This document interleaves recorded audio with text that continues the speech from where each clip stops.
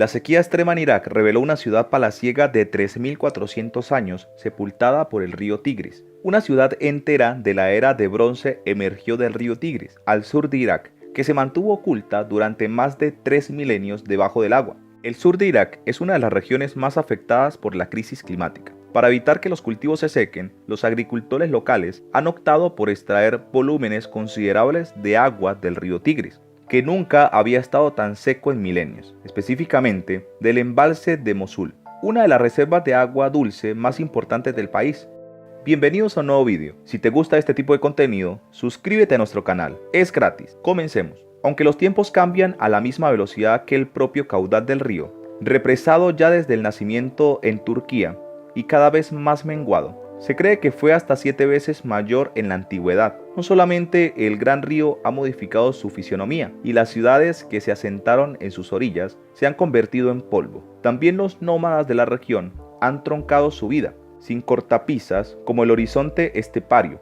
El Éufrates medio y el río de Jabur, su principal afluente, han sido durante siglos el hábitat de grupos árabes musulmanes, pero también cristianos y judíos, y de kurdos y turcumanos, que viven en la fértil planicie de Yeziré, en el noreste de Siria, junto a la frontera con Irak.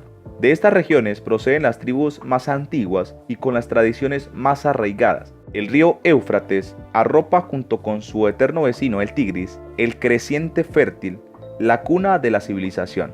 Es el latido de la estepa en la que se escribió el capítulo más antiguo de la historia, Mesopotamia.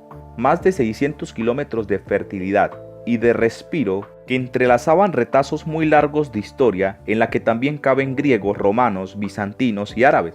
Aquí vivió la mítica reina Zenobia, que luchó contra la dominación romana, y aquí se habría de crear el reino de Mari, que duró casi un milenio. Muchos siglos más tarde, Harun al-Rashid, el califa bagdadi de las 1001 noches, construyó una ciudad más propia de los sueños que de la realidad, Raqqa. Miles de años que ahora se escurren en la memoria de los pueblos como las aguas mermadas de uno de los dos míticos ríos que acuñaron a la civilización. Hoy, los grandes embalses de Turquía, con el de Ataturk a la cabeza y el de Asab al norte de Siria, abastecen de energía y agua a los habitantes del valle, pero ponen también en peligro su caudal, que disminuye a medida que el río se encima hacia su destino final, Irak.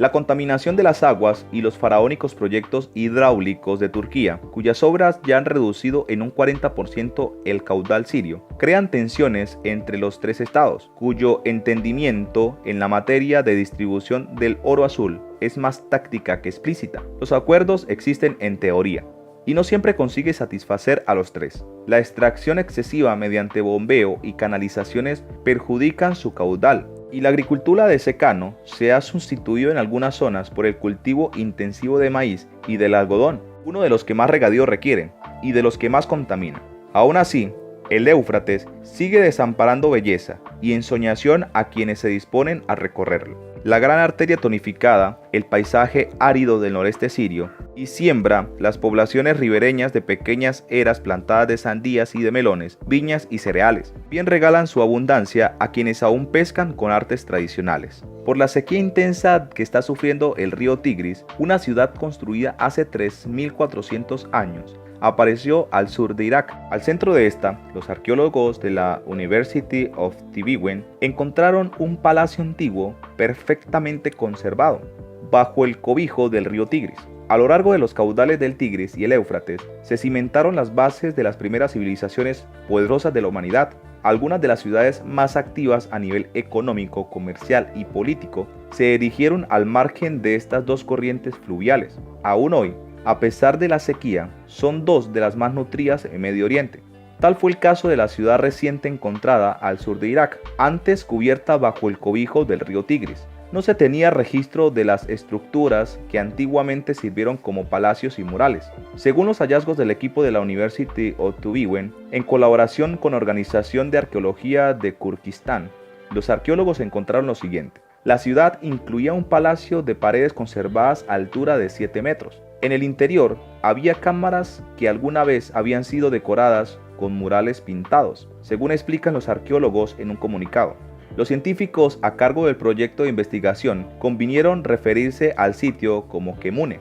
A partir de las dataciones realizadas sobre los vestigios, explica Life Science, es posible que el asentamiento haya alcanzado su auge durante el Imperio Mitanni, reino del cercano oriente que gobernó partes de Siria y del norte de Mesopotamia, desde el siglo XV hasta el siglo XVI a.C.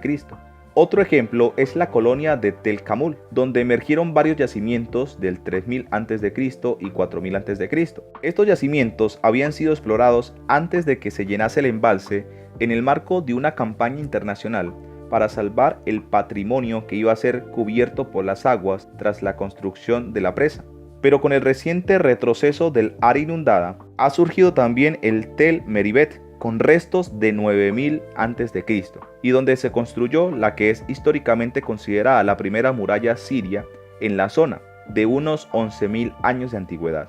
Por la sequía emergió una antigua ciudad, un extenso complejo urbano que controla gran parte del norte de Mesopotamia y Siria, la ciudad de Sajico, centro cultural del antiguo reino Mitanni, desarrollada entre los años 1550 y 1350 a.C., se sumó a los sorprendentes tesoros arqueológicos que reaparecieron en Kurdistán iraquí, a orillas del embalse de la presa de Mosul. Según los especialistas, aparecían tal vez en antiguos textos babilónicos, pero se desconocía su ubicación exacta. Esta ciudad resurgió de las aguas por primera vez en el año 2018, cuando los investigadores lograron mapearla. Con el avance de los años y la profundización de la sequía, a principios de este 2022 se analizó mucho más. Hallaron edificios residenciales y administrativos, un lugar para la fundición de metales, una fortificación masiva con muros de hasta 6 metros de ancho con torres, un edificio de almacenamiento monumental de varios pisos y un complejo industrial.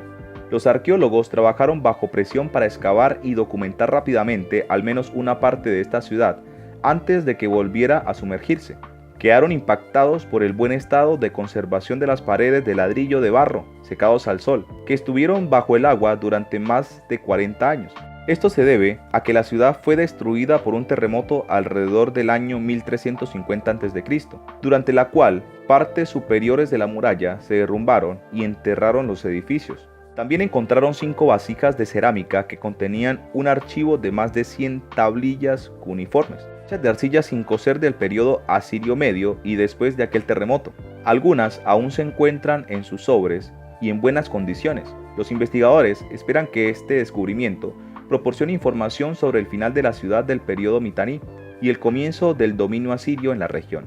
Para evitar el deterioro cuando el nivel del agua vuelva a subir, los edificios excavados se cubrieron completamente con láminas de plástico, relleno de grava como parte de un extenso proyecto de conservación financiado por la Fundación Gerda Helke.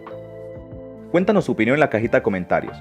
Si el vídeo te ha gustado, dale like, suscríbete y no te olvides darle a la campanita para que no te pierdas próximos vídeos como este. Hasta la próxima.